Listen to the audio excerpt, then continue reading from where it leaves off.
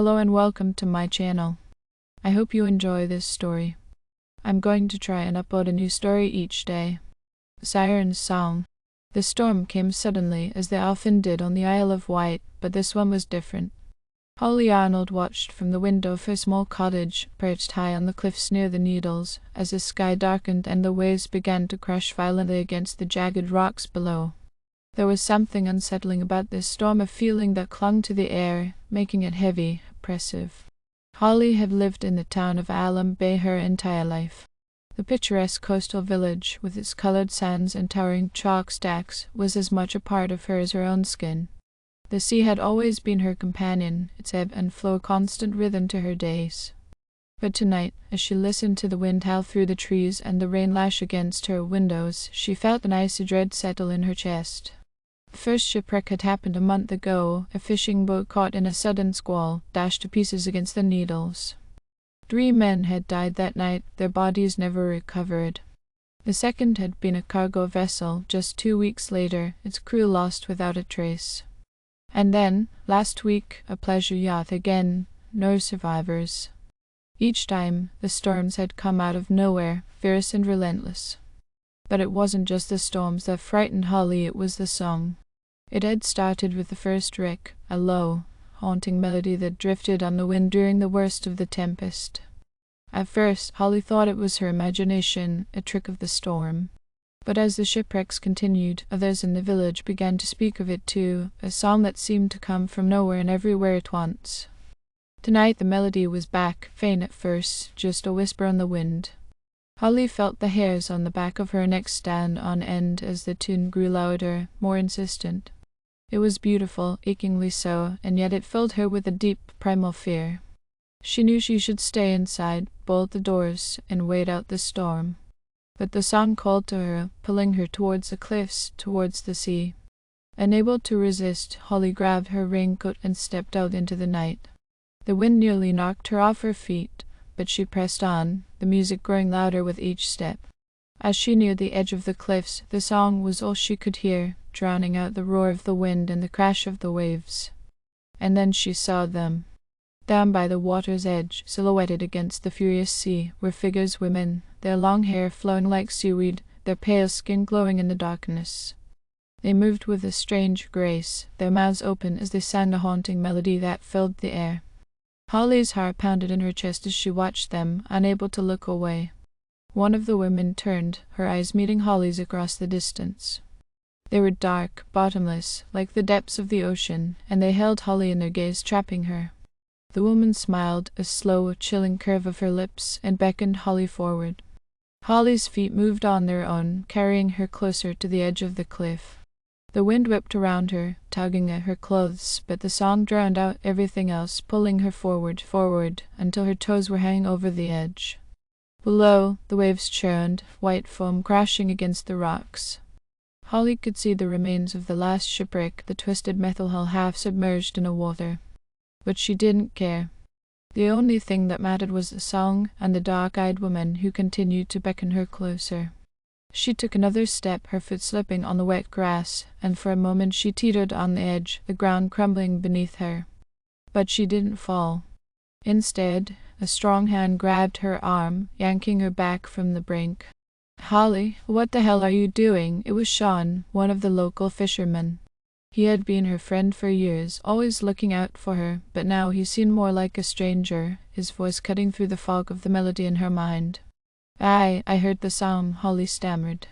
The sirens below had vanished, leaving only the storm and the angry sea.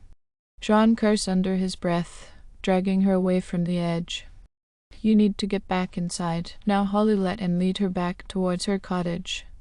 She wanted to protest, to go back to the cliff, to see the women again, but Sean's grip was firm, his face set in grim determination. Inside the cottage, Sean bolted the door behind them, then turned to face Holly, his expression fierce. "Do you have any idea how close you came to dying out there?" he demanded. "That song, it's not natural, Holly. It's something evil." Holly sank into a chair. "What were they, those women?" Sean ran a hand through his wet hair.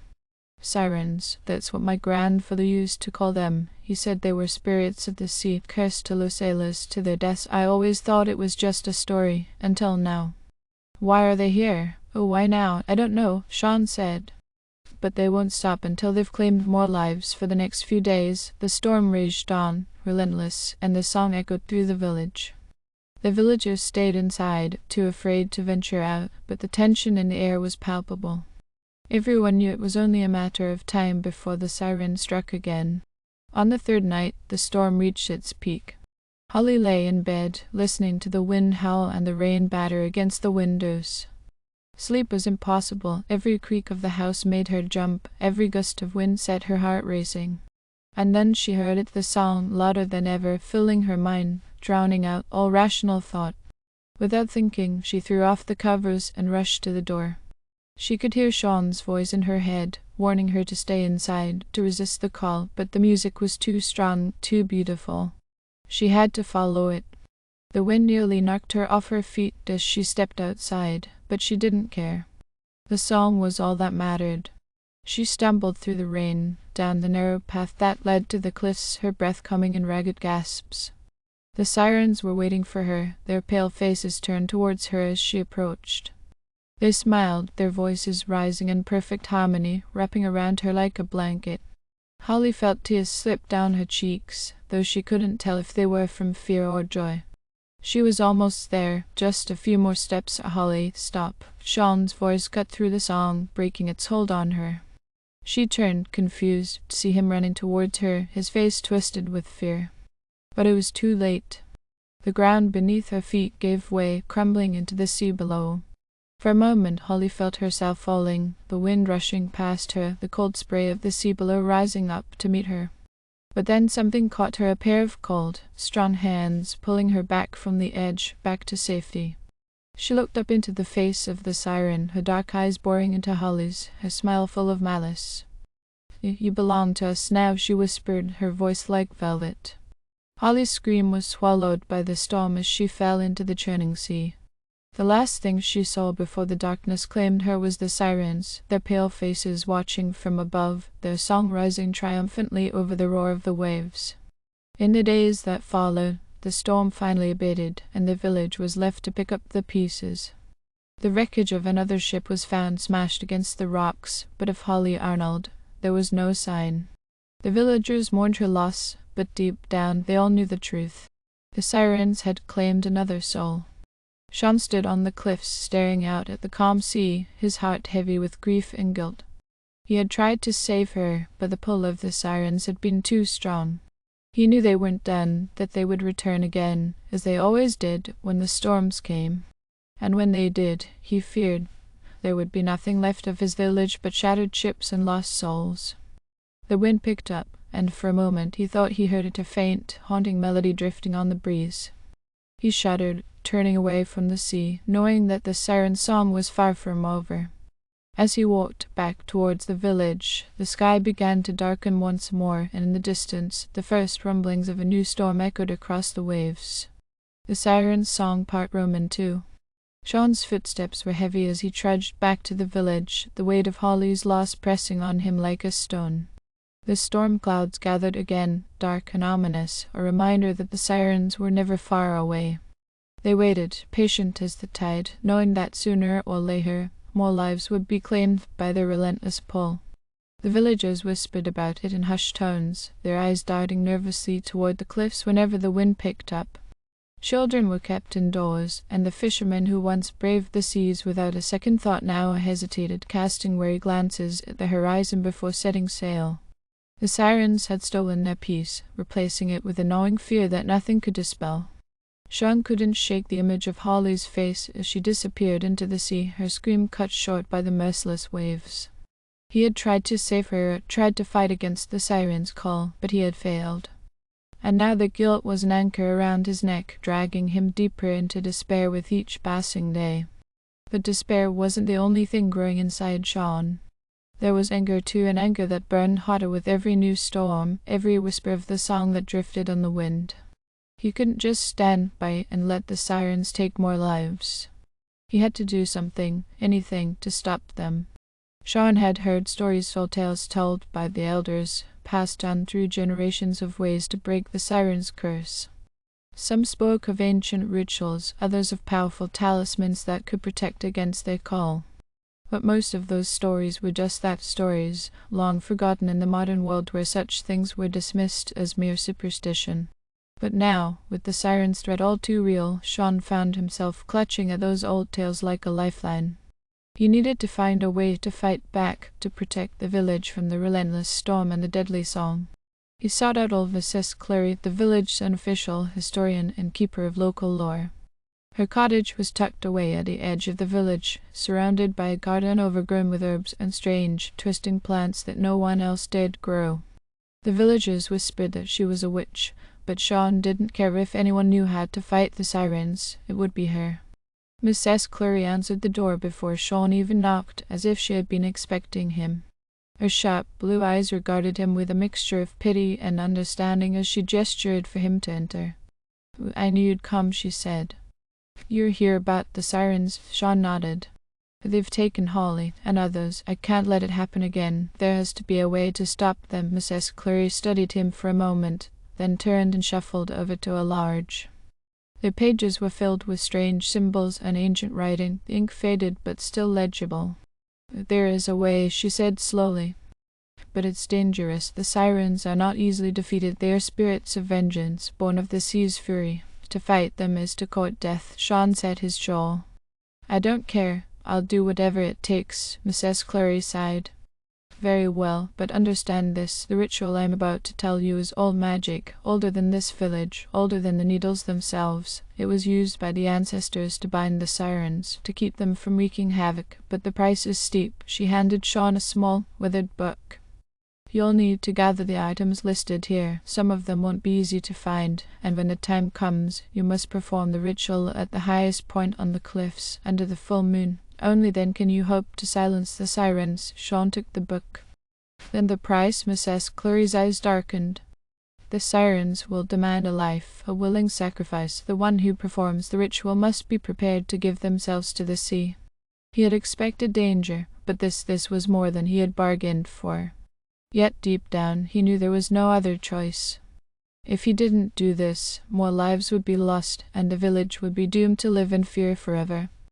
"I'll do it," he said. Mrs. Cleary nodded, as if she had known all along what his decision would be. "Then you must hurry. The full moon is only 2 nights away, and the storm is coming. For the next 2 days Sean scoured the island.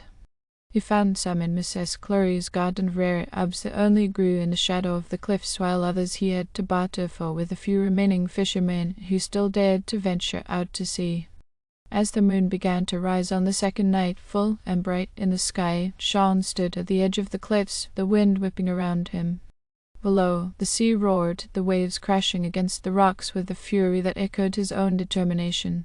He had everything he needed: the herbs, the stones, the ceremonial knife, but as he began to arrange them according to the ritual's instructions, a shadow of doubt crept into his mind. Could he really do this? Could he really give up his life to stop the Sirens?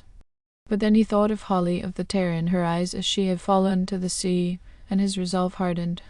He would do this, not just for her, but for everyone in the village who lived in fear of the next storm. Sean began the ritual, chanting the ancient words as he arranged the items on the ground before him. The wind picked up, howling around him as if the very elements were conspiring to stop him. But he pressed on, his voice rising above the storm, strong and clear. The air grew heavy, thick with the scent of the herbs burning in the small fire he had lit. The waves below seemed to rise higher, crashing against the rocks with a force that shook the ground beneath him. And then, from the depths of the storm, he heard the song. It was louder than ever before, a piercing melody that cut through the night, filling his mind with images of the sea, of dark waters and endless depths. But Sean fought against it, focusing on the ritual, on the words that were his only protection against the Siren's call. As he spoke the final incantation, the song reached a crescendo, the Sirens' voices rising in a harmony that was both beautiful and terrible. John felt a cold hand brush against his cheek, and he knew they were there, just beyond the edge of the cliffs, watching him, waiting. With a final, desperate shout, Sean plunged the ceremonial knife into the ground, completing the ritual. For a moment the world seemed to hold its breath. The wind died down, the waves fell silent, and the song ceased, leaving an eerie stillness in its wake. But then the ground beneath Sean's feet began to tremble, and the sea roared back to life, fiercer than ever. The cliff edge crumbled, and Sean felt himself falling, the knife slipping from his grasp as the darkness of the sea rushed up to meet him. But before he hit the water, something caught him, a pair of strong, cold hands, pulling him back from the brink. Sean looked up into the eyes of the Siren, her dark gaze locking with his, and he understood. The ritual had worked, but the price had not yet been paid. "You belong to us now," the Siren whispered, her voice soft as the tide. The storm raged on through the night, but by morning the skies had cleared, and the sea was calm once more. The villagers emerged from their homes, blinking in the sunlight, and for the first time in months the air was free of the siren's song. But Sean was gone. His cottage stood empty, his boat still moored in the harbour, untouched by the storm. The villagers mourned his loss, but there was a sense of relief too, a feeling that perhaps, at last, the sirens had been vanquished. Mrs. Cleary stood on the cliffs, looking out at the calm sea. She knew the truth, knew that the sirens were not gone, merely sleeping, waiting for the next storm. But for now the village was safe, and that was all that mattered. As she turned to leave, she thought she heard a faint melody, drifting on the wind. She paused, listening, but the song was gone as quickly as it had come, leaving only the sound of the waves lapping gently against the shore. Mrs. Cleary smiled sadly and walked away, knowing that the sea never truly gives up its dead, and that one day the siren's song would rise again. But that was a story for another time. For now, the Isle of Wight slept peacefully under the watchful eye of the Needles, the storm a distant memory, and the siren's song a ghost in the wind. Thank you for listening. I hope you enjoyed this story. Please don't forget to like, and even better, like and subscribe. Thank you very much, and I hope you have had or have a great day.